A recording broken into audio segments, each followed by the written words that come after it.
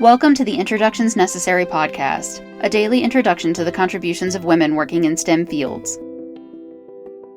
After earning her bachelor's in mechanical engineering, but before joining NASA, Dr. Jan Davis worked in the private sector as a petroleum engineer in tertiary oil recovery.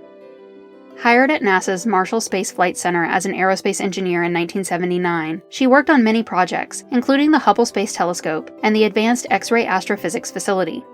She was assigned as the lead engineer for the redesign of the solid rocket booster external tank attach ring in 1987. The same year, she earned her doctorate from the University of Alabama in Huntsville and was selected as an astronaut.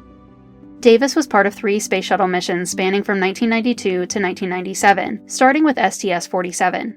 This was the 50th Space Shuttle mission and included the cooperative venture between the US and Japan known as Spacelab J. Her next flight, launched in 1994, was the second of the Space Habitation Module, or SpaceHab, and the first flight of the Wake Shield facility. Responsible for performing scientific experiments in SpaceHab, Davis's primary responsibility was to maneuver the WSF using the Remote Manipulator System. Her last flight would be as the payload commander aboard the Shuttle Discovery, on which she would deploy and retrieve the Krista Spaz payload and operate the Japanese Manipulator Flight Demonstration Robotic Arm. After spending a total of 673 hours in space, Dr. Davis was assigned to work at NASA headquarters as the director of the Human Exploration and Development of Space Independent Assurance Office for the Office of Safety and Mission Assurance. Transferring to a new position at the Flight Center in 1999, she was named Director of the Flight Projects Directorate, where some of her responsibilities included management of aspects of the International Space Station. Retiring from NASA in 2005, Davis returned to the private sector, working with NASA contracts.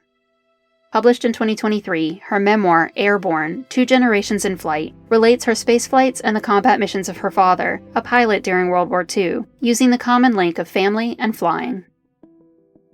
Introductions Necessary is a production of 9 Hour Films. Our music was composed by Kristen Baum.